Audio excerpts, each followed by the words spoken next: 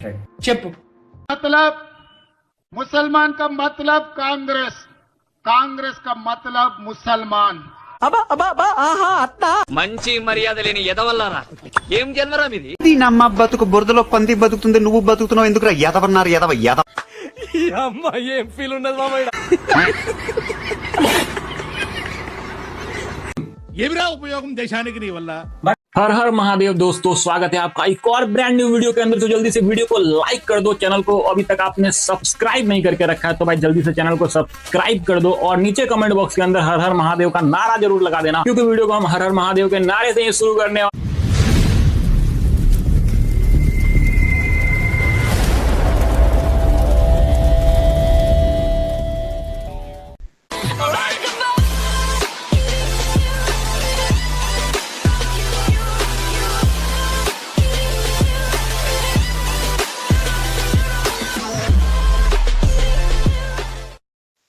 నమస్కారం ప్రేక్షకులు, అందరికీ నమస్కారం. తో ప్రేక్షకులు, మన బచ్చలపూడి జోసఫ్ గాడు అలియాస్ రావణ్ ప్రశ్న గాడు ఇంకో తెలుసు కదా, వీడిని రాజద్రోహ కేసు మీద అరెస్ట్ చేసినారు. కానీ ఇప్పుడు వాని కేసు ఎన్ఐఏకి వెళ్ళిపోయింది. ఎన్ఐఏకి వెళ్ళిపోయినాక ఇంక మన సంగతి ఎలా ఉంటుందో చూడండి. ఈయన కొడుకు హిందుత్వం మీద, బీజేపీ మీద, మోదీ మీద, పవన్ కళ్యాణ్ మీద, చంద్రబాబు నాయుడు మీద, కూటమి ప్రభుత్వం మీద చాలా పెద్ద ప్లాన్ చేసుకేసి ఆ కుట్రలు పన్ని కొందరిని ప్రేరేపించి గవర్నమెంట్ని పడగొట్టాలని చాలా ట్రై చేశాను అనమాట. ఈ లుచ్చా నా కొడుకు. ఈ లుచ్చా నా కొడుకుకి ఎప్పుడో నేను కౌంటర్ ఇచ్చాను నేను, ఒరే ప్రశ్నగా, ఒరే రావణగా, అంతగా మురువద్దురా నా కొడక, జల్దీ పోతారా అని చెప్పిన మనకి. ఎందుకంటే వాడు మాట్లాడే మాటలు అలా ఉండే, హిందూ దేవి దేవతల మీద, సీతమ్మ మీద, రాముని మీద, సనాతన ధర్మం గురించి అసహ్యంగా మాట్లాడే ఈ లుచ్చా నా కొడుకు వీడు దేశద్రోహి అనమాట. ఎందుకంటే ఈ నా కొడుకే చెప్పిండు, నాకు దేశం అంటే భక్తి లేదు, నాకు దేశం అంటే ఇష్టం లేదని ఈ లుచ్చా నా కొడుకు చెప్పిన తర్వాత మరి ఎందుకు ఉండాలి ఇక్కడ? ఇంకా దేశం అది పారిపోతే అయిపోయి కదా. నేను నాస్తికుడు అని చెప్పుకుంటాడు. నాస్తికుడు అంటే చైనాకి వెళ్ళి బతకాలి కదా హాయిగా, అవలేదా ప్రేక్షకులు? లేదండి, ఇక్కడ అంతా ముస్లింకి, క్రిస్టియన్కి సపోర్ట్గా మాట్లాడి హిందూ ధర్మం మీద మాత్రం విషయం కక్కుతున్న లుచ్చా నా కొడుకు, గాడిద నా కొడుకు అనమాట వీడు. సో వీడు ఏం మాట్లాడాడు వినండి.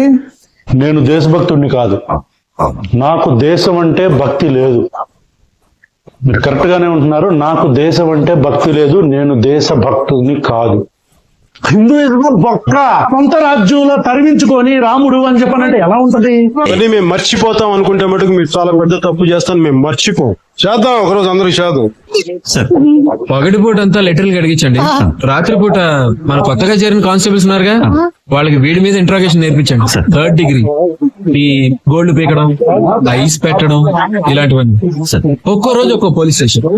2029లో రాష్ట్ర శాసనసభలో జడా శ్రావణ్ కుమార్ ఉప ముఖ్యమంత్రి తలుపు మీకోసం తెరిచి ఉండే రోజు ఒక రోజు వస్తుంది.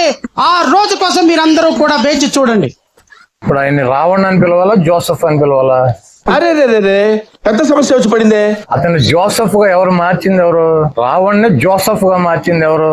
ఈడు కాదు, ప్రశ్నారావణ్ణి, ఆయన పేరు ప్రశ్నారావణ్ కాదు, వాస్తవంగా ఆయన పేరు బచ్చలపూడి జోసఫ్. చేసే మూడు, ఉత్సాహం సర్వనాశనం అయిపోతాయి. మిమ్మల్ని ఖచ్చితంగా కూడా జైలుకి పంపిస్తారంటూ కూడా మీ కామెంట్స్ లో మొత్తం పోస్టులు చేస్తున్నారు. ఖచ్చితంగా నువ్వు జైలుకి వెళ్తావు, నేను చెక్కలు ఎక్కిస్తామంటూ కూడా కామెంట్స్ ఉన్నాయి. చెక్కలు కాకపోతే ఏదైనా ఎక్కించుకోమని బ్రదర్.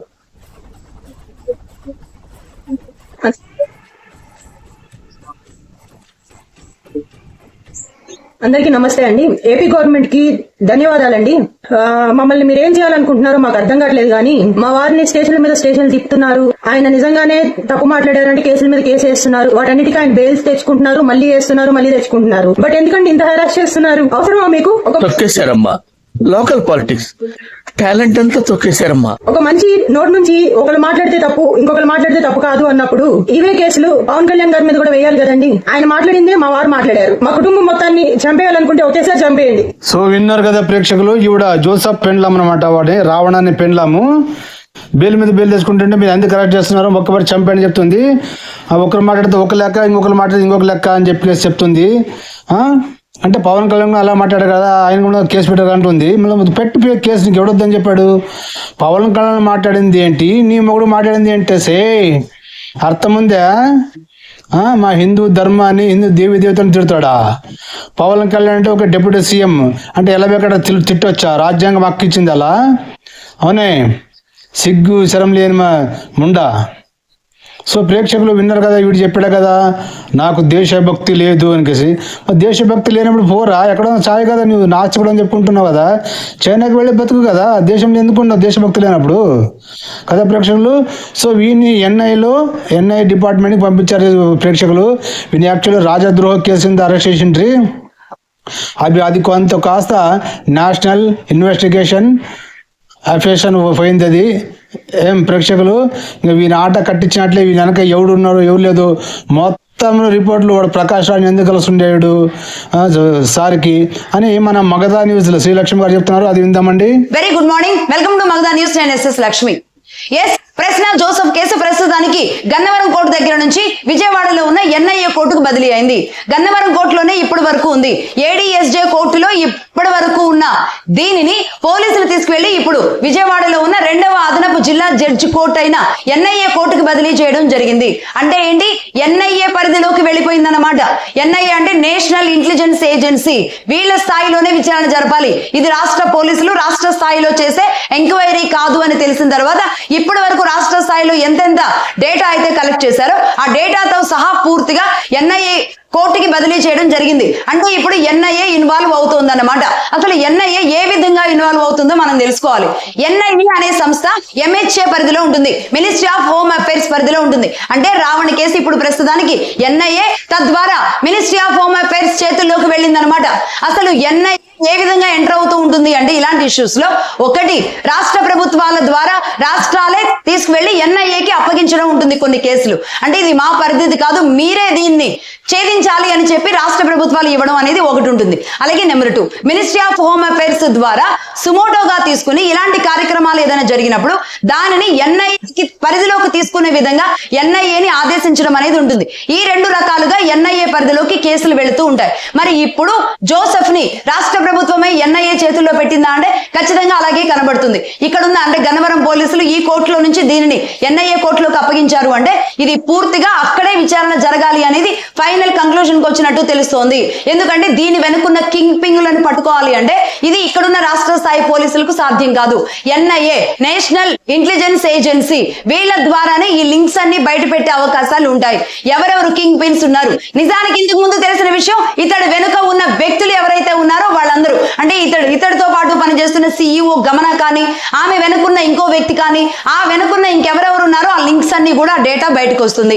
అయితే దీని వెనుక మొన్నటి వరకు వైసీపీ పార్టీ ఉంది, అతడు పూర్తిగా గమన వెనుకున్న వ్యక్తి వైసీపీ పర్సన్ అనేది మాత్రమే బయటకు వచ్చింది. ఇది వైసీపీకి మాత్రమేనా, కేవలం రాష్ట్ర ప్రభుత్వాన్ని కూలదోయడానికి ఇక్కడ ఒక నిషేధిత మావోయిస్ట్ ఉగ్రవాద కార్యకలాపాలు లాంటివి జరిగేలాంటి అత్యంత భీకరమైన కుట్రకి ఇతడు తెరలేపాడా, ఎవరెవరిని పోగేశాడు, ఇది కేవలం వైసీపీ ప్రభావంతోనే ఇతడు చేశాడా, ఇది రాష్ట్ర ప్రభుత్వాన్ని కూలదోయడానికేనా, కేంద్ర ప్రభుత్వాన్ని కూలదోయడానికి రాష్ట్ర స్థాయిని మించి ఇంకెవరైనా వ్యక్తుల్ని కలుపుకొని వెళుతున్నాడా అనేది పూర్తిగా తేల్చాల్సిన పరిస్థితి ఎన్ఐఏ చేతుల్లోనే ఉంటుందన్నమాట. అలాగే ఇక్కడ కోర్టు ఏమేమి సబ్మిట్ చేసిందో మనం తెలుసుకుందాం. కోర్టు నుంచి ఎన్ఐఏ కోర్టుకి ఇచ్చే సమయంలో ఒకటి గన్నవరం పోలీసులు 15 రోజుల కస్టడీకి కూడా ప్రస్తుతానికి అడిగినట్టుగా తెలుస్తోంది, నెంబర్ 1. అలాగే నెంబర్ 2 హైదరాబాద్ బెంగళూరు ప్రాంతాలలో ఇతడికి సంబంధించిన ల్యాప్టాప్లు, మొబైల్ ఫోన్లు, డిజిటల్ ఇన్స్ట్రుమెంట్స్ అలాగే డిజిటల్ పూర్తి డేటాను కూడా కలెక్ట్ చేయడం జరిగింది. దాని అంతటిని కూడా వీళ్ళు ఎన్ఐఏ కోర్టుకి సబ్మిట్ చేశారు. అలాగే నిషేధిత మావోయిస్ట్ నక్సల్స్ భావజాలాన్ని ప్రచారం చేయడం, దానికి సంబంధించిన వీడియోలను వ్యాప్తి చేయడం, ఇవన్నీ మొత్తం దేశ సార్వభౌమాధికారానికి సంబంధించిన అతి పెద్ద కుట్రలు చేయడానికి ఇతడు తెరలేపుతున్నాడు. దానికి కావలసిన డేటా అంతా సిద్ధం చేసుకునే ఉన్నాడు. నేను అంతకు ముందు కూడా చెప్పాను కదా, మగధా న్యూస్ డే 1 చెప్పింది జోసెఫ్ విషయంలో అన్నమంతా పట్టుకొని చూడాల్సిన అవసరం లేదు. ఎప్పుడైతే అతడు ఆ సభ మీద ఇలాంటి బూతులు మాట్లాడుతూ చేశాడో, ఎలాంటి పచ్చి బూతులు చంద్రబాబు నాయుడు గారిని ఈ విధంగా మాట్లాడాడో అప్పుడే అర్థమైపోయింది. అతడి ఛానల్ చూస్తేనే మొత్తం లెక్క అర్థమవుతుంది. ఇతడు భారీ కుట్రకే తెరలేపుతున్నాడు. ఇతడు ఒక భయంకరమైన భావజాలంతో దేశాన్ని నెట్టివేయాలని చూస్తున్నాడు. ప్రభుత్వాలను కూలదోయడానికి ఇతడు కుట్రలు పన్నుతున్నాడు. అలాగే ఇతడు మాత్రమే చేస్తున్నాడా, ఇతడు వెనక ఎవరుండి నడిపిస్తున్నారు అవన్నీ కూడా తేలాల్సిందే అని మనం ఆ రోజు అడిగాం. రాజద్రోహం పెట్టాల్సిందే అని మనం ఆ రోజు కూడా చెప్పాం. ప్రభుత్వం కూడా ఆ చర్యలు తీసుకుంది. మొత్తంగా వీళ్ళు చేసిన కార్యకలాపాలు ఏంటయ్యా అంటే రాష్ట్ర ప్రభుత్వంలో రాష్ట్రంలో ఉన్న కూటమి ప్రభుత్వాన్ని కూల్చేయాలి, ముగ్గురిని 3 ముక్కలు చేయాలి. దానికోసం ఏం చేయాలి, పవన్ కళ్యాణ్ గారిని పదే పదే ఇష్టం వచ్చినట్టుగా అతడి నోటితోనే తిడుతూ చేస్తున్న వీడియోల ద్వారా ఇదంతా కూడా టీడీపీ చేపిస్తోంది అని జనసేన వాళ్ళకి అనుమానాలు రావాలి. తద్వారా జనసేనకి టీడీపీకి మధ్య గ్యాప్ పెరగాలి. ఇది వీళ్ళు చేసిన కుట్ర. అలాగే అక్కడ పైన ఉన్న బీజేపీని తిట్టడం, బీజేపీకి మద్దతు ఇచ్చిన వాళ్ళకి హిందుత్వానికి మద్దతు ఇస్తూ నేషనలిజం భావజాలంతో పనిచేసే ఛానల్స్ తో పనిచేసే వాళ్ళని రైట్ వింగ్ జర్నలిస్టులు అందరినీ ఇతడు బూతులు తిట్టడం. అంటే ఆ తిట్లు కూడా ఒక రకంగా ఉండే, first rose second rose, first round second round అంటూ ఏదేదో. మరి అదేం ఐటీయో తను ఏం నేర్చుకున్నాడో ఏం చదువుకున్నాడో కానీ ఇష్టం వచ్చినట్టుగా ఇక్కడ ఉన్న వాళ్ళని బత్తాయిలు అనుకుంటా ఏవేవో వీడియోలు చేసుకుంటూ తయారు చేస్తూ ఉన్నాడు. సో మొత్తంగా ఇదేదో అల్లరి చేష్టల్లాగా చేసుకుంటున్నాడు అన్న దగ్గర నుంచి మొదలయ్యి అది కాస్త వైసీపీకి లింక్ అయ్యి అది కాస్త ఇంకొన్ని ఉగ్ర మూకలకి సంబంధించి లింక్ అయి ఉన్నట్టుగా తెలుస్తోంది. వీళ్ళు ఎవరెవరు అంటే దేశ వ్యతిరేక శక్తులు ఎవరున్నారో వాళ్ళందరూ ఇతడితో చేతులు కలిపారా, ఇతడిని ముందు పెట్టి వెనకుండి వాళ్ళు ఆట ఆడించారా, ఈ విషయం అతడి కుటుంబ సభ్యులకి ఎవరికైనా తెలుసా లేదా తెలియదు. కేవలం డబ్బు వస్తుంది కాబట్టి వీళ్ళంతా సైలెంట్ గా ఏమైనా ఉన్నారా? ఇతడు రెగ్యులర్ గా ప్రకాష్ రాజ్ తో ఎందుకు కాంటాక్ట్ లో ఉన్నాడు? అదే విధంగా విజయవాడలోనే ఉన్న ఒక మాజీ సీనియర్ పోలీస్ ఆఫీసర్ తో ఎందుకు రెగ్యులర్ గా కాంటాక్ట్ లో ఉన్నాడు? వీళ్ళందరూ కలిసి అసలు దేశాన్ని ఏం చేద్దాం అనుకున్నారు, రాష్ట్రాన్ని ఏం చేద్దాం అనుకున్నారు? వీళ్ళందరూ కలిసి తీసుకువెళ్లి జగన్మోహన్ రెడ్డి గారి చేతిలో ప్రభుత్వాన్ని పెట్టాలనుకున్నారా? అసలు ఆంధ్రప్రదేశ్ ని సర్వనాశనం చేయాలనుకున్నారా?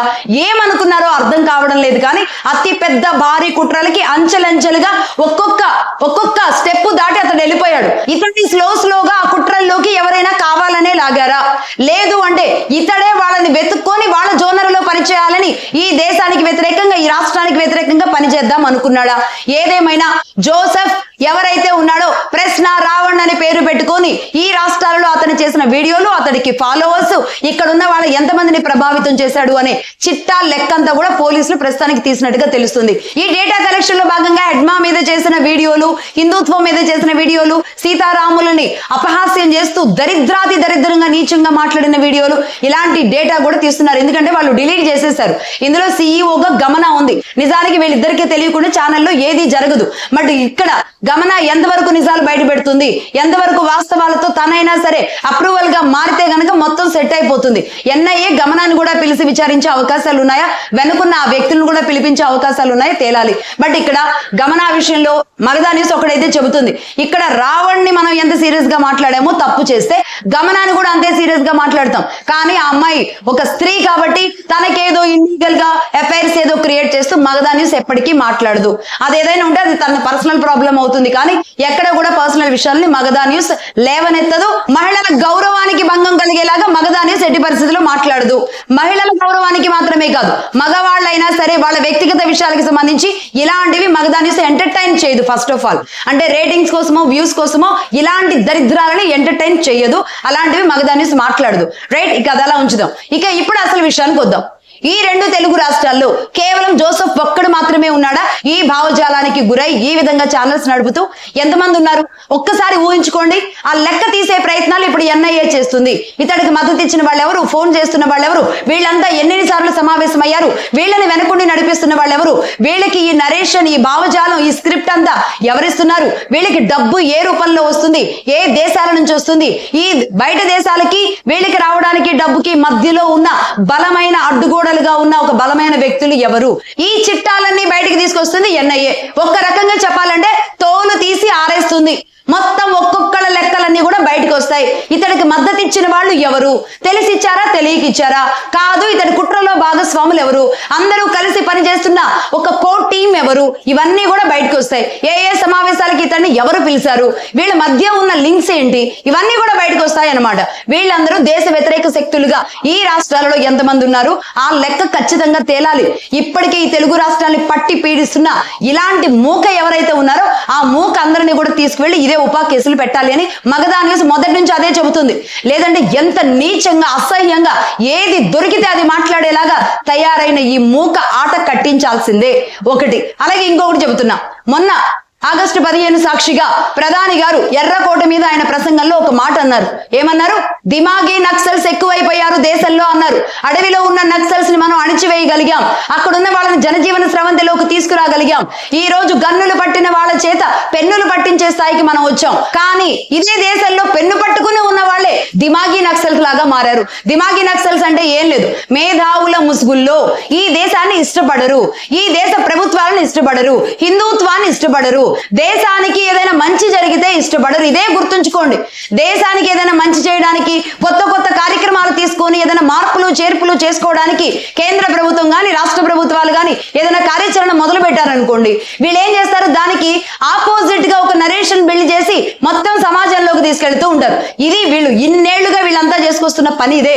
వీళ్ళనే నేను ఎర్ర మూకలు, ఎర్ర జర్నలిస్టులు అని వీళ్ళనే అంట, ఎర్ర పాములు, ఎర్ర జలగలు, వీళ్ళే రకరకాలుగా ఈ దేశాన్ని పీల్చి పిప్పి చేసుకుంటూ ఉంటారు. ఈ దేశంలోనే కూర్చొని జలగల్లాగా ఈ దేశాన్ని పీలుస్తూనే ఉంటారు. ఈ రక్తం తీసుకెళ్లి పక్క దేశాలకి దారపోస్తూ ఉంటారు. వీళ్ళకి పరదేశాల మీద ప్రేమ ఎక్కువ, అసలు దేశం మీద ప్రేమ ఉండదు. వీళ్ళనే దిమాగీ నక్సల్స్ అంటారు. ప్రతిరోజు మనం చెప్పేదే ఒక రకంగా మోదీ గారు ఓపెన్ అయ్యారు. ఒక దేశ ప్రధాని ఎన్ని విషయాలు ఆయనకి తెలిస్తే, ఎన్ని మూకలు ఎన్ని రకాలుగా ఎన్ని రాష్ట్రాలలో ఎన్ని ప్రయత్నాలు చేస్తూ ఉంటే ఎంతమంది ఇలాంటి దిమాగీ నక్సల్స్ తయారైతే, అర్బన్ నక్సల్స్ అని ఉన్నారు కదా, అర్బన్ నక్సల్స్ అని మాట్లాడుతూ ఉంటాం. అంటే వీళ్ళేంటి? నిజానికి పెన్ను పట్టిన వాళ్ళని తీసుకువెళ్ళి గన్ను పట్టిస్తారు. ఇప్పుడు ఆ గన్ను పట్టిన వాళ్ళని తీసుకొచ్చి పెన్ను పట్టించే కార్యక్రమాలు తీసుకుంటున్నాం. వీళ్ళేమో స్టూడియోలో కూర్చొని మేధావులుగా మాట్లాడుతుంటారు. ఎవరో కన్న బిడ్డలు కదా అడవి పాలు చేస్తారు, వాళ్ళ తల్లిదండ్రుల ఆశలన్నీ బుగ్గి పాలు చేస్తారు, దుర్మార్గాలు చేస్తూ వీళ్ళ పిల్లలు వీళ్ళు మాత్రం హైటెక్ గా అన్ని ఆర్భాటాలు ఎంజాయ్ చేస్తూ వాళ్ళని మాత్రం అడవిలో ఇన్నేళ్ల పాటు నరక చూపించారనమాట. వాళ్ళు చెట్టుకొకళ్ళు పుట్టుకొకళ్ళు వాళ్ళ శవాలు ఉన్నాయో లేవో, దొరికాయో, ఏ కాకులకి గద్దలకి వెళ్ళిపోయాయో కూడా తెలియదు, ఏ అడవి జంతువులు వాళ్ళని తినేసాయో కూడా తెలియనంత దౌర్భాగ్యంగా వీళ్ళు మాత్రం హాయిగా ఈ సిటీల్లో తిరుగుతూ ఇన్నాళ్ళ పాటు అడవుల్లో ఉంచారు. ఇక ఇప్పుడేం చేస్తున్నారు? కేంద్ర ప్రభుత్వాలు అడవుల్లో ఉన్న వాళ్ళని తీసుకొచ్చి అక్కడ గన్ను పట్టిన వాళ్ళతో పెన్ను పట్టిస్తున్నారు కదా. ఇప్పుడు వీళ్ళు ఏం చేస్తారు? ఇక్కడ ఉన్న వాళ్ళని వీళ్ళే తయారయ్యి వీళ్ళనే అర్బన్ నక్సల్స్ అంటూ ఉంటాం. ఈ అర్బన్ నక్సల్స్ ఇప్పుడు దిమాగీ నక్సల్స్ లాగా ఈ దేశంలో ప్రతి చోట అడుగడుగునా ఉన్నారు. నేను మళ్ళీ చెబుతున్నా, ఇక్కడ ఉన్న హిందుత్వాన్ని నమ్ముతారా నమ్మరా అది వేరే విషయం.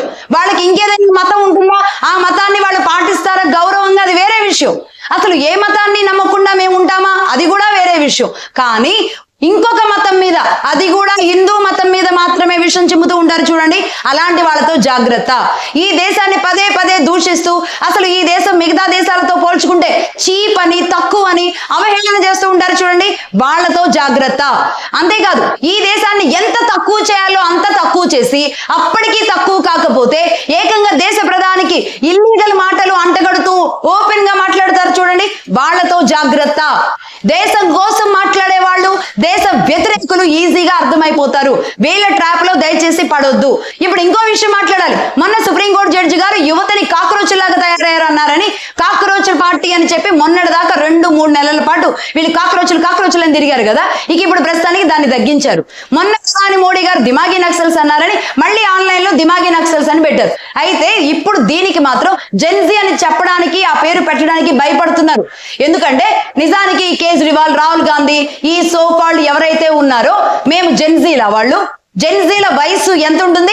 దాదాపుగా 1997 నుంచి 2012 వరకు ఉన్న ఏజ్ గ్యాప్ వాళ్ళు మాత్రమే జెన్జీలు.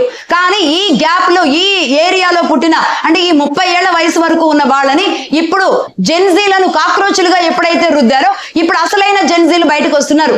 ఈ జెన్జీలు అంటే ఆందోళన చేయడానికి, ఆటంకాలు చేయడానికి వీళ్ళ దరిద్రాలన్నీ కూడా దయచేసి అసలు సిసలైన జెన్జీలకు చుట్టకండి. అసలు సిసలైన వాళ్ళం అభివృద్ధిలో ముందున్నాం, తెలివితేటల్లో ముందుకు వెళుతున్నాం. ఈ రోజు వచ్చిన ఐటీని కూడా అందిపుచ్చుకొని మేము గతం కంటే కూడా చాలా ఫాస్ట్ గా వెళ్ళగలిగేలాంటి మేధో శక్తి మాకు ఉంది. కాబట్టి మమ్మల్ని దయచేసి భారతదేశంలో ఉన్న జెన్జీలు అంటే ఇలాంటి ఆందోళనలకు, ఆటంకాలకు ఆనవాలుగా మారారు అని అనేలాంటి మార్క్ ఇవ్వద్దు అని చెప్పి బీహార్ నుంచి, ఉత్తరప్రదేశ్ నుంచి, కర్ణాటక నుంచి అనేక రూపాల్లో సోషల్ మీడియాలో పోస్టులు చేస్తున్నారు. ఈ గ్యాప్ లో ఉన్న, ఈ జనరేషన్ గ్యాప్ లో ఉన్న, అంటే 1997 నుంచి 2012 మధ్యలో పుట్టిన వాళ్ళు ఎవరైతే ఉంటారో వాళ్ళ ఈ దేశానికి ఎంత కాంట్రిబ్యూట్ చేసుకుంటూ వచ్చారు, ఈ జనరేషన్ లో పుట్టిన వాళ్ళు ఏ స్థాయిలకు వెళ్లారు అనే ఒక డేటా తయారు చేశారు. మగధా న్యూస్ కూడా ఖచ్చితంగా డేటా తయారు చేసి మళ్ళీ మీకు ఇస్తాం. ఎందుకంటే ఈ జెన్జీని సర్వనాశనం చేసే కుట్రలు జరుగుతున్నాయి. ఈ జెన్జీని అడ్డం పెట్టుకొని, ఈ జనరేషన్ అడ్డం పెట్టుకొని, ఎందుకంటే నెక్స్ట్ 2029కి ఓటు బ్యాంక్ గా అన్ని రకాలుగా మారేది వాళ్లే కాబట్టి ఆ ఓటు బ్యాంక్ మీద ఫోకస్ చేయడానికి జెన్జీ అని వినిపిస్తున్నారు అనమాట. కాబట్టి నేను మళ్ళీ చెబుతున్నా, అసలు సిస్సలైన జెన్జీ జాగ్రత్తగా ఉండండి. అందుకు జెన్జీ ఏం చెబుతున్నారంటే ఎగ్జాంపుల్స్ గా 20 ఏళ్లు దాటక ముందే మేము ఫైనాన్షియల్ గా నిలబడడానికి, మా కాళ్ళ మీద మేము ఉండడానికి మేము ప్రయత్నాలు చేస్తున్నామని చెబుతున్నారు. అందులో ఏంటి, వాళ్ళ ఫైనాన్షియల్ ఇండిపెండెన్స్ కోసం వాళ్ళకి 20 ఏళ్లు కూడా దాటక ముందే స్టాక్ మార్కెట్, మ్యూచువల్ ఫండ్స్, అలాగే సైడ్ హాస్టల్స్, ఇలాంటి అనేక రూపాలలో మేము ఎర్న్ చేయడం మొదలు పెడుతున్నాం. మా కాళ్ళ మీద మేము నిలబడుతూ అందిపుచ్చుకుంటున్నాం. ఉద్యోగాల కోసమే పాకులాడకుండా, గవర్నమెంట్ ఉద్యోగాలే రావాలని ఎదురు చూడకుండా ఏ విధంగా అభివృద్ధిలో ముందెళ్ళొచ్చు, ఏ విధంగా ఫైనాన్షియల్ గా నిలబడొచ్చు, తనకంటూ తాను ఒక ఎంటర్ప్రీనర్ గా ఎలా మారొచ్చు, ఒక వ్యవస్థని ఎలా నిర్మాణం జరపొచ్చు, ఇలా ముందుకెళ్తున్నాం. కానీ దయచేసి ఇలాంటి దరిద్రాలకి మమ్మల్ని పుయ్యొద్దు అనేది చెబుతున్నారు ఈనాటి జెన్జీ. కాబట్టి ఈ ఆందోళన చేసే వాళ్ళంతా జెన్జీ అని దయచేసి మాట్లాడొద్దు. మనం కనీసం వాళ్ళకి వాల్యూ ఇద్దాం. నిజానికి ఈ తరాల పేరుతో అమెరికా వాడు ఎవడో తయారు చేశాడని ఈ రోజు తరాలు కొట్టుకునేలాగా తయారు చేశారు. అంటే నెక్స్ట్ జనరేషన్ చూసి మా జనరేషన్ వేరు, మీ జనరేషన్ వేరు అనే మనుషులు మాట్లాడుకునేలాంటి తారతమ్యాలు తీసుకొచ్చే స్థాయికి వెళ్ళింది. కాబట్టి అసలు ఈ పదం వినబడకపోతేనే భారతదేశంలో మంచిది అని నేను భావిస్తున్నా. కానీ దీనిని ప్రత్యేకంగా ఎవరైతే చేతుల్లో పెట్టుకొని ఈ దాదాపుగా ఇన్ని రోజుల నుంచి, దాదాపుగా ఒక 6 నెలల నుంచి విపరీతంగా చేసేసారనమాట జెన్జీని, ఈ 6 నెలల నుంచి. కాబట్టి నేను ఇక్కడ నుంచి మగధా న్యూస్ నుంచి ఒక పిలిపిస్తున్నా. ఈ రోజు ప్రశ్న జోసెఫ్ కేసు ఏదైతే ఉందో, అలాంటి వాళ్ళు ఈ తెలుగు రాష్ట్రాల్లో కోకొల్లలుగా ఉన్నారు. వాళ్ళందరినీ ఆ భావజాలం కోసం వాళ్ళని తయారు చేశారు. వీళ్ళకి కావాల్సిన డబ్బు అంతా ఏ రకంగా రావాలో ఆ రకంగా వచ్చేస్తుంది. అంటే కూర్చున్న చోట నుంచే డబ్బు సంపాదించడం ఎలా, కూర్చొని ఖాళీగా కూర్చొని 4 మాటలు చెబుతూ డబ్బు సంపాదించడం ఎలా, ఇన్నాళ్ళ పాటు అర్బన్ నక్సల్స్ రూపంలో టీవీ షోల్లో లేదంటే అక్కడ ఇక్కడ మేధావుల్లాగా తిరిగిన వాళ్ళు ఏ పని చేయకుండా, ఏ ఒక్క చిన్న పని గాని, ఉద్యోగం గాని, వ్యాపారం గాని ఏమీ చేయకుండా వీళ్ళకి డబ్బులు ఎలా వచ్చాయో ఒకసారి ఆలోచించండి. ఇప్పుడు అదే ట్రాక్ లోకి ఇక్కడ ఉన్న వాళ్ళందరూ వెళుతున్నారు. వాళ్లే మోదీ గారు చెప్పిన దిమాగి నక్సల్స్ లాగా తయారవుతున్నారు. అలాంటి వాళ్ళతో జాగ్రత్త. తల్లిదండ్రులు గాని, పక్కింటి వాళ్ళు గాని ఎవరైనా సరే జాగ్రత్తగా ఉండండి. వీళ్ళు ఏ పని చేయకుండా ఎలా ఇంత డబ్బు సంపాదిస్తున్నారు అనే విషయం మీద ఒక కన్నేసి ఉంచాల్సిన అవసరం ఉంది. వీళ్ళకి పై నుండి డబ్బు వస్తుంది. ఈ దేశం మీద కుప్పలుగా డబ్బు వెదజల్లడానికి సిద్ధంగా ఉన్నారు. జార్జ్ సోరోస్ గాని, రాక్ ఫెల్లర్ గాని, ఫోర్డ్ ఫౌండేషన్ గాని, వీళ్ళందరూ ఇక్కడ కొంతమంది మేజర్ వ్యక్తుల్ని పెట్టుకొని వాళ్ళ ద్వారా ఇలాంటి వాళ్ళని తయారు చేస్తూ ఉన్నారు. అందుకే జెన్జీ అని ఎవరైనా మాట్లాడుతున్నారు అంటే నేను ప్రతి ఎపిసోడ్ లో చెప్పుకుంటూ వస్తున్నా, తల్లిదండ్రులు జర భద్రం. ఎవరైనా మేము జెన్జీ అని ఎగురుతున్నారు అంటే వీళ్ళని ఇంకెవరో ట్రాప్ లో పెడుతున్నారు అని అర్థం. అలాగే ఈ ఉగ్ర మూకలు, కుట్రలు పంజాబ్ పోలీసులే చెప్పారు ఎలాంటి టెర్రరిస్ట్, ఐఎస్ఐ ప్రేరేపిత వాళ్ళు ఉన్నారు అనే విషయాలు వచ్చినాయి. కాబట్టి వీళ్ళు అమాయకంగా మేమేదో స్టూడెంట్ లీడర్స్ లాగా మారిపోదామని వెళితే దీని మాటున అతి పెద్ద కుట్రలు జరుగుతున్నాయి. కేవలం రాజకీయ అవసరాల కోసమే జరిగే అతి పెద్ద కుట్రలు. ఈ కుట్రల్లో మీ బిడ్డల్ని భాగస్వాముల్ని కానివ్వద్దు. అందుకే మగధా న్యూస్ మరీ రిక్వెస్ట్ చేస్తోంది, ఈ జెన్జీ అని ఎవరైనా రెచ్చిపోతే గనక వాళ్ళని రెచ్చిపోనివ్వద్దు. నేను ఇప్పుడు మళ్ళీ చెబుతున్నా, నిజమైన స్టూడెంట్ లీడర్స్ అనే వాళ్ళు అభివృద్ధికి ఆటంకాలుగా మారరు. వీళ్ళు ఇలాంటి వికృతాలు చెయ్యరు. వీళ్ళు చేసే ఆందోళనలు ఒక పద్ధతిగా ఉంటాయి. ఎన్నాళ్ళ నుంచో ఉన్నారు కదా స్టూడెంట్ లీడర్స్ అనే వాళ్ళు, ఎన్ని తరాల నుంచి ఉన్నారు. మన దేశానికి ఎంత పెద్ద మేధావులు స్టూడెంట్ లీడర్లుగా వచ్చారు. ఆ విధంగా స్టూడెంట్ లీడర్స్ గా ఉన్న వాళ్ళు రాజకీయాలలోకి వెళ్తారా, లేదంటే ఈ దేశాన్ని రక్షణగా నిలబడే బ్యూరోక్రాట్స్ గా, ఐపీఎస్లుగా, పోలీసులుగా మారతారా, ఐఏఎస్లుగా మారతారా, గవర్నమెంట్ ఉద్యోగాలుగా మారతారా, దేశం గర్వించేలాగా స్పోర్ట్స్ పర్సన్స్ అవుతారా, ఎన్ని రకాలుగా మారొచ్చు, అన్ని రకాలుగా మారొచ్చు.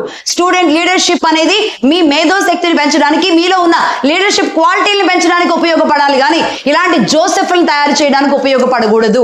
ఈ తెలుగు రాష్ట్రాల్లో ఎంతమంది జోసెఫ్లు ఉన్నారో ఈ రోజు ప్రతి గడప కూడా ఆలోచించుకోవాల్సిన అవసరం ఉంది.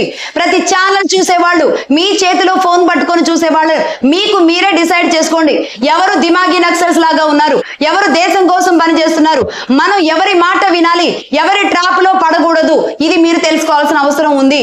ఈ రోజు ప్రశ్నిస్తేనే ఈ రోజు కేంద్ర ప్రభుత్వాలను, రాష్ట్ర ప్రభుత్వం ప్రభుత్వాలను ప్రశ్నిస్తేనే వాళ్ళు దిమాగి నక్సల్స్ అవుతారా, మీ దృష్టిలో వాళ్ళు అవుతారా అని మాట్లాడుతున్నారు కదా. ప్రశ్నిస్తే అవ్వరు. ఇది కావాలని మళ్ళీ ఇదో కుట్ర. ఇదే మేధావి వర్గాలు మాట్లాడే తీరు ఇదే అనమాట. నిజానికి ప్రశ్నిస్తే ఎలా వాళ్ళు కుట్రదారులు అవుతారు? ప్రశ్నించిన వాళ్ళందరినీ ఈ రోజు జైల్లో పెడుతున్నారా? వీళ్ళ వెనుక కుట్రలు బయటకు తీస్తే అవి దేశం బయట మూలాలకి తగులుతున్నాయా లేదా? అందులో భాగంగానే బయటకు వస్తున్నారు. ఒకవేళ నిజంగానే ఇక్కడున్న కేంద్ర ప్రభుత్వం మీకు అడ్డంకిగా ఉందనుకోండి, అంటే ఒక పద్ధతి ఉండదా? ఒక రాజకీయ పరంగా మీరు చేసే కొట్లాటలు ఆ విధంగా ముందుకు వెళ్ళవా? ఇవే కదా రాజకీయాల్లోకి రావాలి అనుకుంటే ఈ జెన్జీ వాళ్ళ తీరుతో రావాలి. కానీ నేను మళ్ళీ చెబుతున్నా, ఈ జెన్జీని అడ్డం పెట్టుకొని వీళ్ళు చేసే రాజకీయాలలో భాగంగా వీళ్ళని బలి పశువుల్ని చేస్తున్నారు, జోసెఫ్ని తయారు చేస్తున్నారు. ఈ రోజు జోసెఫ్ కేసు ఎన్ఐఏకి వెళ్ళింది. మొన్ననే ఉపపడినప్పుడే అతడు ఏం చేస్తున్నాడు అనేది అర్థమైంది. ఇప్పుడు ఎన్ఐఏ చేతుల్లోకి వెళ్ళిందంటే మొత్తం ఆ లింకులన్నీ బయటికి తీస్తారు. నిజానికి ఆ విషయాలు జోసెఫ్ కి తెలుసో లేదో, మేబీ అతను చూస్తుంటే తెలుసనే అనిపిస్తుంది, కానీ ఈ ట్రాప్ లో ఉన్న ఇంకొంతమందికి తెలిసే అవకాశాలు ఉండవు. కాబట్టి అలాంటి వాళ్ళని జాగ్రత్తగా కాపాడుకోవాల్సిన అవసరం తల్లిదండ్రులకి మాత్రమే ఉంటుంది. ఒకవేళ అతను రాజకీయాల్లోకి వెళ్ళాలనుకుంటే ఇది కాదురా బాబు పద్ధతి. ఆ పద్ధతిలో నువ్వు ఒక స్టూడెంట్ లీడర్ గా అన్ని రకాలుగా అంచెలంచెలుగా ఒక లీడర్షిప్ ని, ఒక ప్రజా నాయకుడుగా మారాలంటే నువ్వు ఆ పరిపూర్ణత తెచ్చుకో అని చెప్పాలి. కానీ ఇలాంటి దుర్మార్గాలు చేస్తే, ప్రభుత్వాలలో ఉన్న వాళ్ళని అడ్డంగా బూతులు తిడితే, పెద్దవాళ్ళని కూడా మేము బూతులు తిట్టగలం, వయసుతో కూడా సంబంధం లేకుండా ఇష్టం వచ్చినట్టుగా బూతులతో తోలనాడగలం, అదే మమ్మల్ని ఈ సొసైటీలో హీరోలాగా ప్రొజెక్ట్ చేస్తుంది, అదే మాలో ఉన్న లీడర్షిప్ ను చూపిస్తుంది అనుకుంటే కనుక అది తప్పులో కాలేసినట్టే, మీ జీవితం సర్వనాశనం అయినట్టే. ధర్మదారిలో వెళ్ళినప్పుడు అది రాజకీయాల్లోకి వెళ్ళాలనుకున్నా, లేదంటే ఒక మంచి పోలీస్ ఆఫీసర్ అవ్వాలనుకున్నా, ఒక ఐఏఎస్ ఆఫీసర్ అవ్వాలనుకున్నా, అసలు ఒక మంచి రైతు అవ్వాలనుకున్నా, ఒక ధర్మం అనే ఒక జెండా పట్టుకోండి. ఆ జెండానే మిమ్మల్ని తీసుకెళ్తుంది. మీ మాటల్లో నిజాయితీ ఉన్నప్పుడు, మీ పనుల్లో ధర్మం ఉన్నప్పుడు ఖచ్చితంగా అది మిమ్మల్ని నిలబెడుతుంది.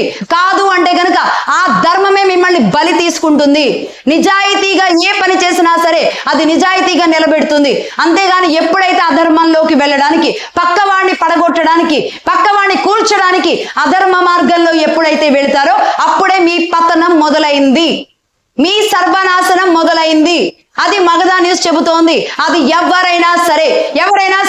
అందుకే ఫైనల్ నేను చెబుతున్నాను, ఈ 2 తెలుగు రాష్ట్రాల్లో జోసెఫ్లు ఎంతమంది ఉన్నారో మీరే ఐడెంటిఫై చేయండి. అంటే ఏ వీడియో అయినా చూస్తాం వదిలేస్తాం కాదు, ఎవరు దేశ వ్యతిరేక శక్తులుగా ఉన్నారో ఒక్కసారి మీరు కాన్సన్ట్రేట్ చేయండి. అలాంటి వాళ్ళ లిస్టు, లేదంటే వాళ్ళకి సంబంధించిన ఆ ఛానల్ డీటెయిల్స్, వాళ్ళు చేసే కార్యకలాపాలు పోలీసులకి సైలెంట్ గా ఇన్ఫర్మేషన్ ఇవ్వండి. ఇక వాళ్ళు చూసుకుంటారు. అంతేగాని మరి నేనేం చేయగలను, నేను ఏదో ఒకటి చేయాలనుకుంటున్నాను దేశం కోసం అనుకుంటే గనక ఎందుకు చేయకూడదు? ఇలాంటి దేశ వ్యతిరేక శక్తులని ఐడెంటిఫై చేసి పోలీసులకు ఇచ్చినా అది వాళ్ళు చూసుకునేలాగా చేస్తారు. కాబట్టి మీరు ఒక రా ఏజెంట్ కావచ్చు, ఈ దేశం కోసం పనిచేసే రా ఏజెంట్ కావచ్చు, మీరు కూడా ఒక ఎన్ఐఏ విభాగ సంస్థ కావచ్చు, మీరు ఒక పోలీస్ కావచ్చు, దేశ రక్షణలో ఒక సిపాయి కావచ్చు. దేశం లోపలే సైలెంట్ గా కూర్చున్న 60 ఏళ్ల పైబడిన వాళ్ళు కూడా దేశం కోసం పనిచేయాలి అంటే ఈ దేశ వ్యతిరేక శక్తులను ఐడెంటిఫై చేసి పోలీసులకి ఇన్ఫర్మేషన్ ఇవ్వడమే. ఇలాంటి బాధ్యత తీసుకున్న రోజు మనం కూడా దేశం కోసం ఏదో ఒక చేశామని ఒక మనసు కనిపిస్తుంది. తుది శ్వాస విడిచే రోజు ఈ దేశానికి నేను ఏం చేశాను అని మనసులో ఖచ్చితంగా మెదులుతుంది. ఆ రోజు మీ మనస్తృప్తి, మీ ఆత్మ తృప్తి అనేది ఉంటుంది అని నేను మనస్ఫూర్తిగా భావిస్తున్నా. కాబట్టి దేశం కోసం పనిచేయడానికి, ఇలాంటి జోసెఫ్లు తయారు కాకుండా ఉండడానికి అందరం కలిసికట్టుగా పనిచేయాల్సిన అవసరం ఉంది. That's all for now.